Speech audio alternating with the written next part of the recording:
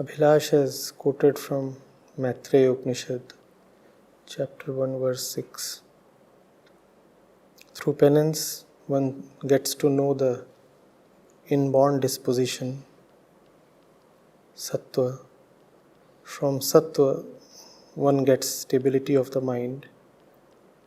Through the mind, one realizes the Atman.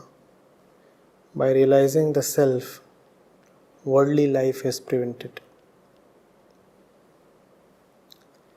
And then he says, I would like to understand if I am in the right direction. And then he has quoted his entire routine of the day, what he does in the morning, how he is while doing work in his office, then how he takes up the household chores, what the state of his mind is through the week.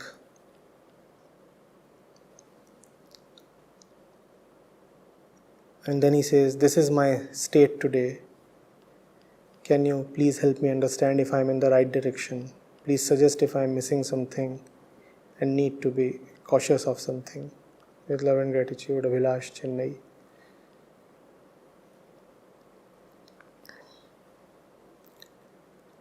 Abhilash, if one has doubts regarding his internal state, then they really are not doubts, they are affirmations.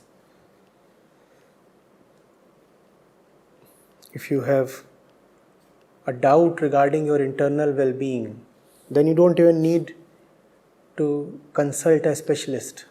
The doubt is the disease.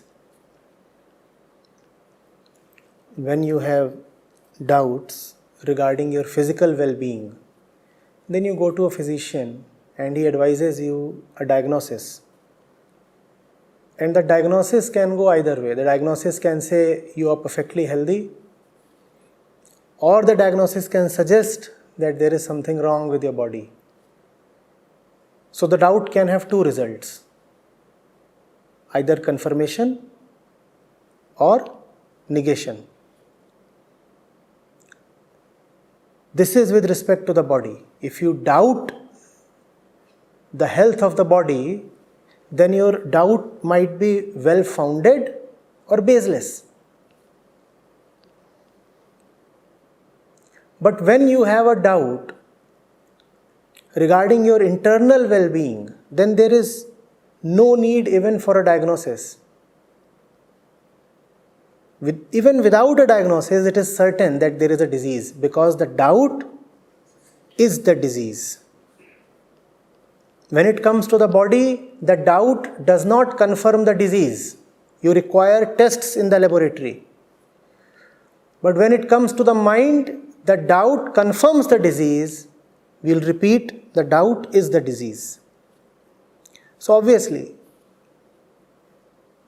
there is something amiss.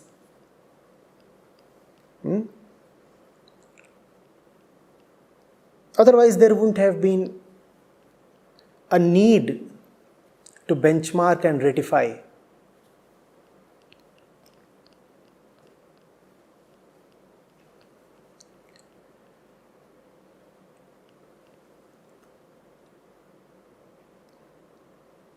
The way you have recounted the happenings throughout your day itself tells me that you are keeping an eye over them. One keeps an eye over things only when there is suspicion, only when there is a lack of certainty and security. If you know that everything is all right, why would there be a need to have an internal CCTV? The very presence of the CCTV indicates suspicion. No?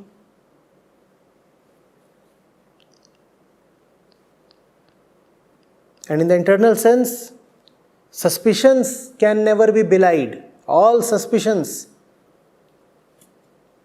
are true.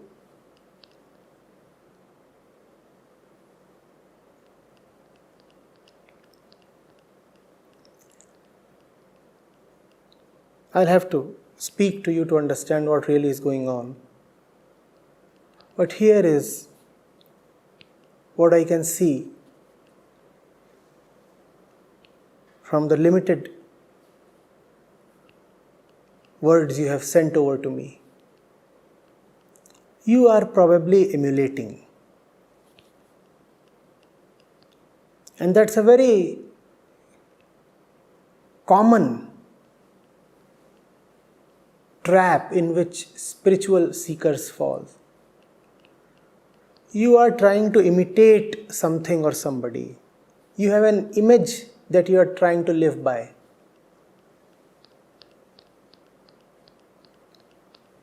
And that is why there is no internal compass. There is an external image that you are measuring yourself against, and there is no internal compass. So internally you do not know whether things are happening rightly or wrongly. Internally there is a vacuum, probably even confusion. Externally there is an event, there is an effort rather.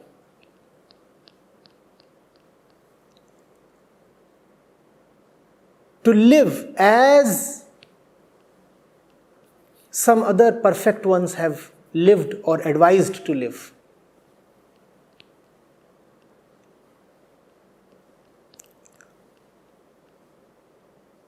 So you are saying the mind is still, this is happening, that is happening.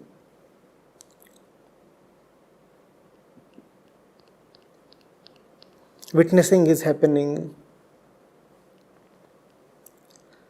How do you really know that these things must happen? Would you have talked in these terms had you not read all those books?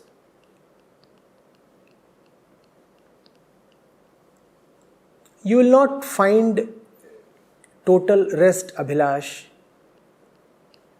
till you give up everything that has come to you from outside, including all the spiritual knowledge that you have obtained from external sources.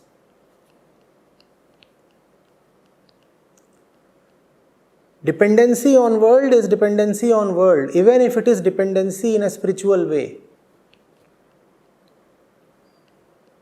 Even if you are dependent on the world just for your spiritual orientation, it is still a dependency. You will find freedom and total relaxation only when your heart is sufficient to tell you that all is well. And you know the heart does not really speak. It is only the mind that loves to chat. The heart indicates your well-being by not saying anything. The mind indicates your disease by saying a lot.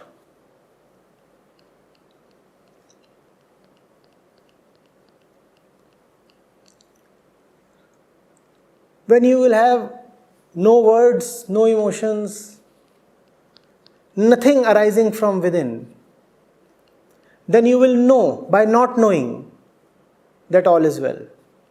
That is the only way to know that there is internal health. By not knowing anything at all.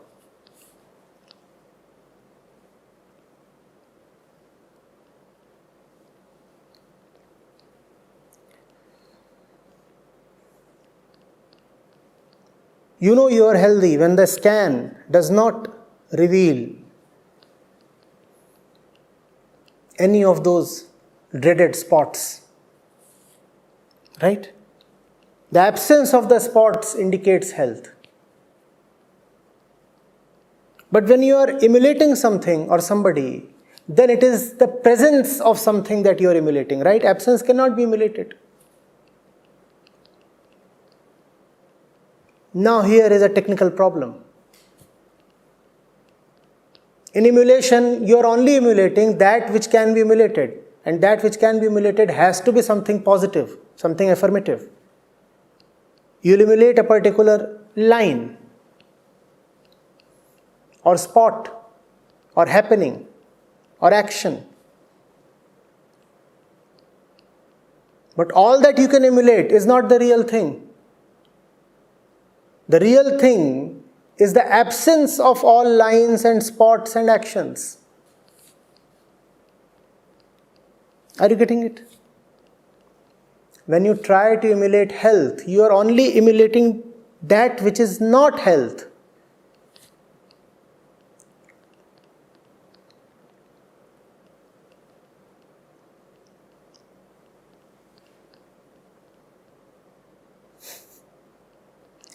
How will you benchmark the ineffable, Abhilash?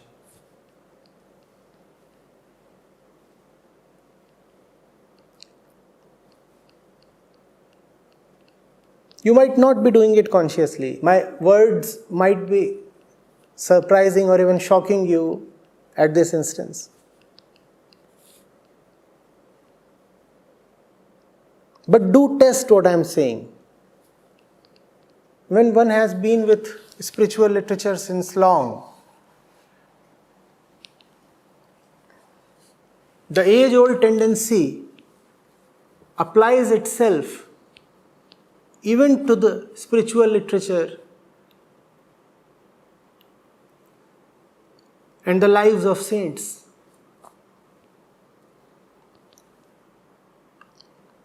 It creates images and tries to duplicate those images.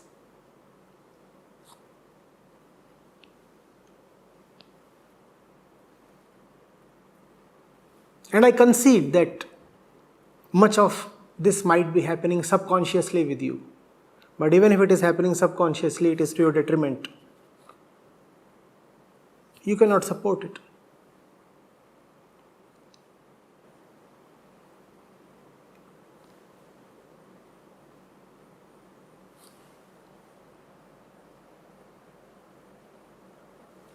Please try sitting straight without much of bodily movement.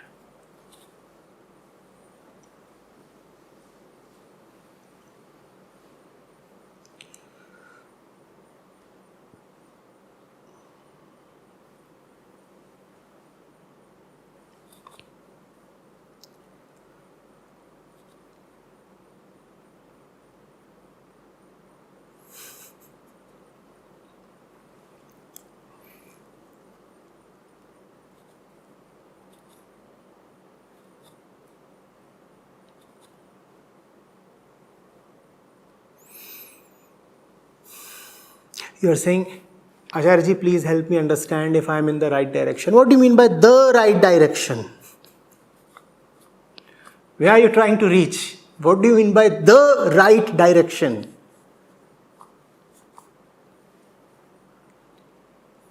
Top of Mount Everest? Antarctica? The lost city of Atlantis?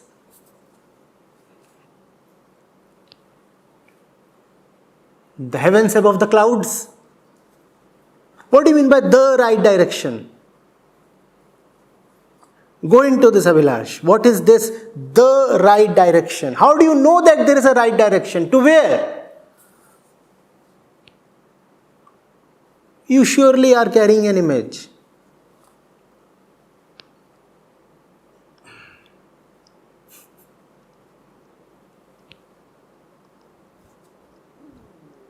Where do you want to reach?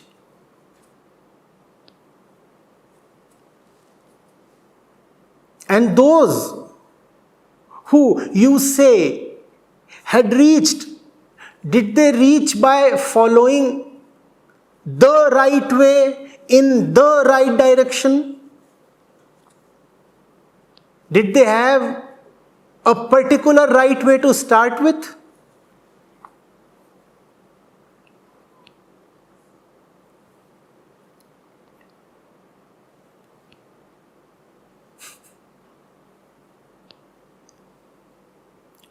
As far as I know, several of them actually had to eschew the ways they already had. Gautam Buddha and Guru Nanak were born Hindus.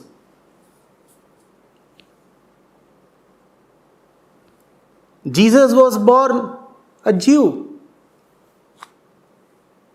What do you mean by the right way?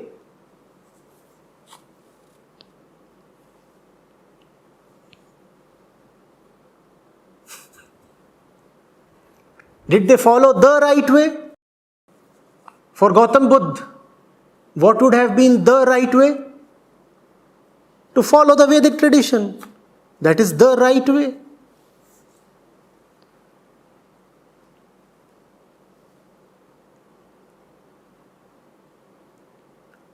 Did he follow the right way?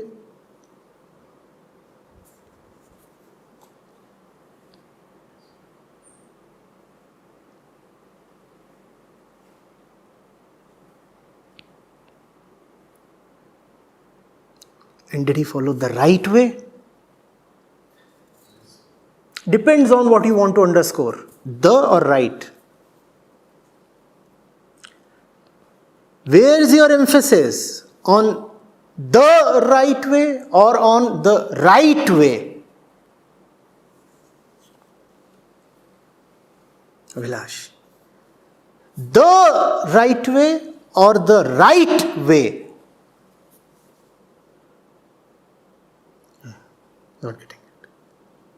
Most of us give very little importance to right.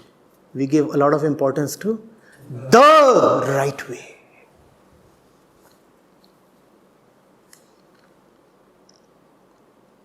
The emphasis must be on right. And only this knows what is right.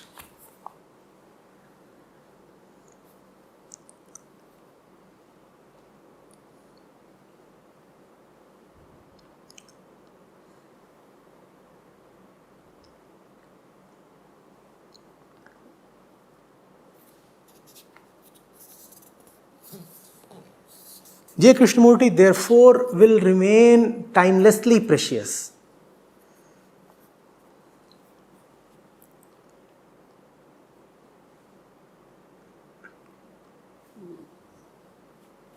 Because the ego suffers from an inferiority complex, so it is bound to get intimidated by authorities of all sorts. And when you are intimidated, then you emulate. Imitation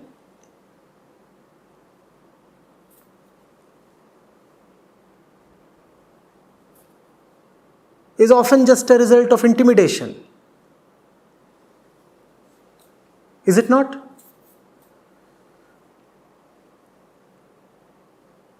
Imitation follows intimidation. When you are intimidated by somebody, then you also want to imitate him.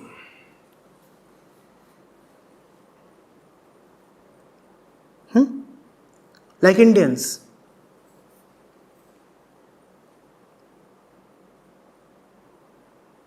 Who still love to imitate the Englishman a lot. Why is there that tendency to imitate the Englishman? Because first of all, for a couple of centuries, this country remained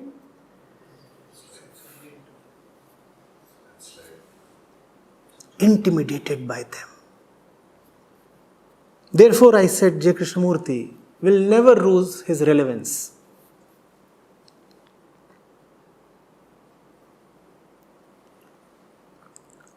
The teachers, the gurus, the scriptures never wanted to dominate you.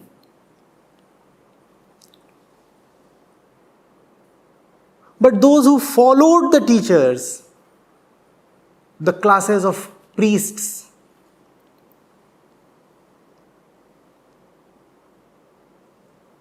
and the mechanisms of organized religion, they thrive upon authority.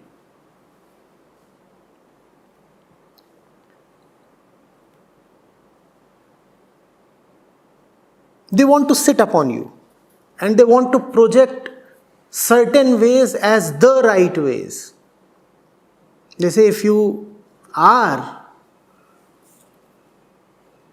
a good Hindu, a decent spiritual seeker, then this is how you must live. Here is the code of conduct. Follow these things. Wear this way, live this way, think this way, behave this way.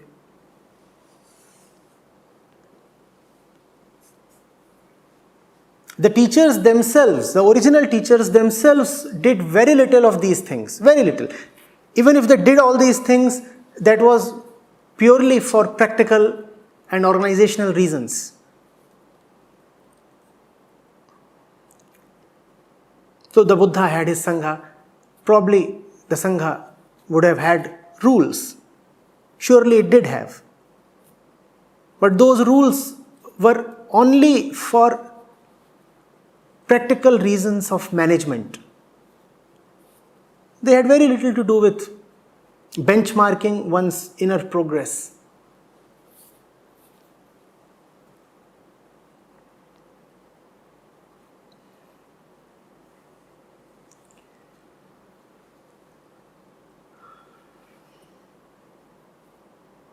I was in Mumbai this year. One of the camp participants came to me and talked about his affiliation with a particular ashram or order, where he said enlightenment certificates are issued. So this fellow is enlightened, this fellow is not. And if this were not amusing or scary enough, he said 100% enlightenment certificate is rare. Usually it is like Ramesh ji is now 25% enlightened, grade A. And Suresh ji is now 35% enlightened, grade something. Now this is authority at its intimidating worst.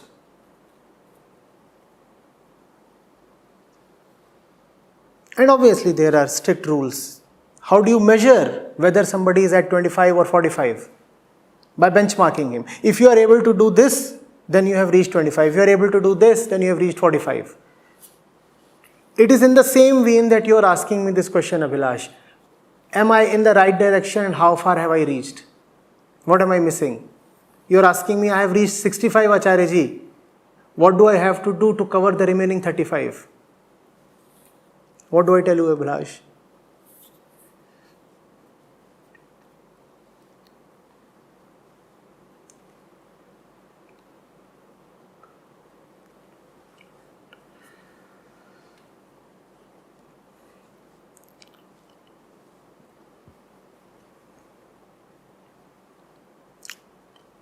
In the free sky of liberation, you are asking me for a path.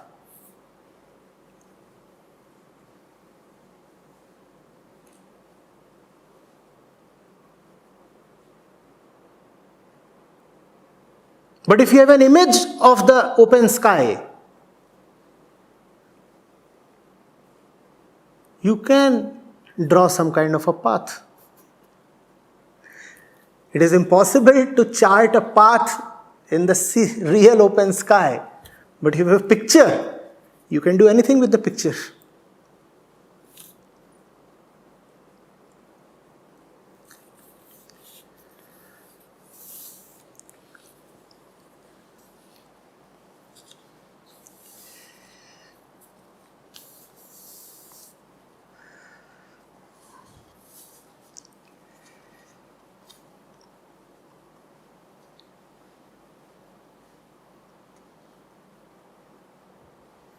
The liberated one is nobody in particular.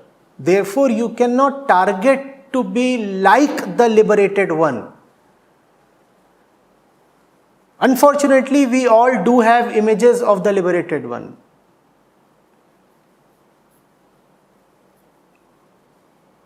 If I show you 20 pictures here and ask you which of these looks like a liberated one, you will not say, there is no way we can guess, sir. Will you say that? Because all of us are carrying images. So we will be able to quickly point at 2, 3 or 5 of those images and say, these look more liberated than the others. That's the trap we are falling into.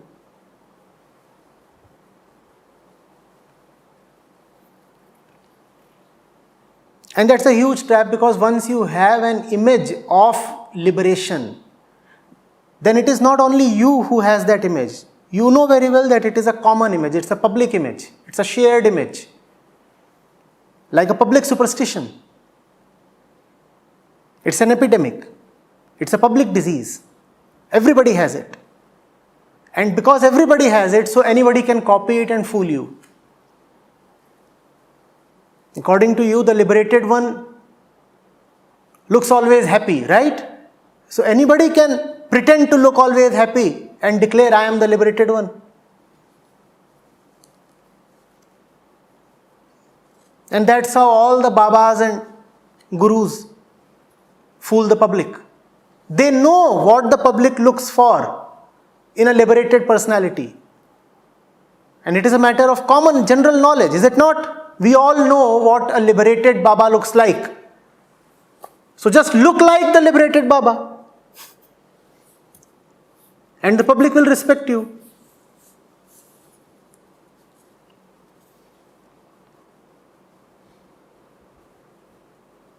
Use big words, appear as if you are beyond the world, laugh with a lot of abandon, smile, never display any signs of anger, wear untraditional clothes, wear very few clothes, or wear a hell lot of clothes.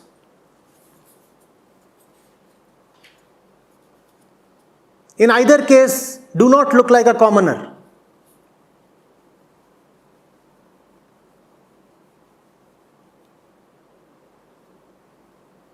That's your image of the liberated one that the Babas are copying. You and the Baba are in cohorts together. You have the image, Baba is personifying the image.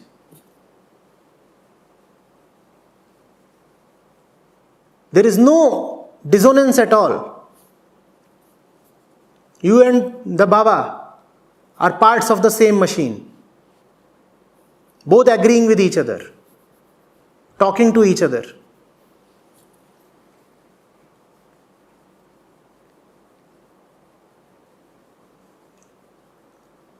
You very well know that the liberated ones, especially in India, wear either white or orange. The Baba also knows the same thing, because you and the Baba are one.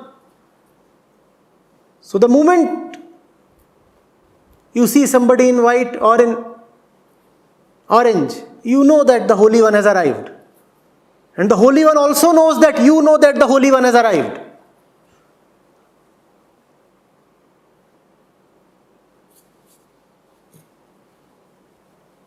Look at all the stuff that you have written. See how the tone and the content tallies with the tone and content of all the religious books, Abhilash.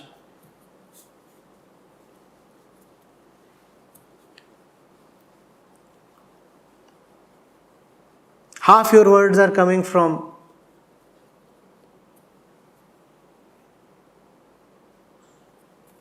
the dictionary of commonly used spiritual words.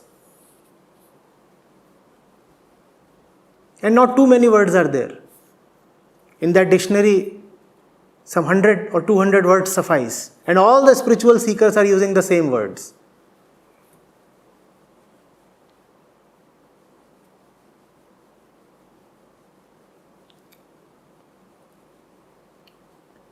Today there was this YouTube comment, and the fellow was abusing me. He said, you claim to be a spiritual person, and in your talks you use words like andu pandu. What kind of an Acharya are you? Is it ever written in the Vedas? Anywhere? Andu pandu? From where did you learn andu pandu? Why are you always using such language?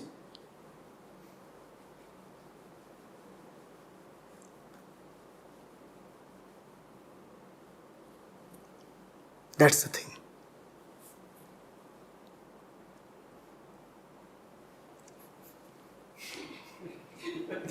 My trouble is when I look at you, I have no other words to use.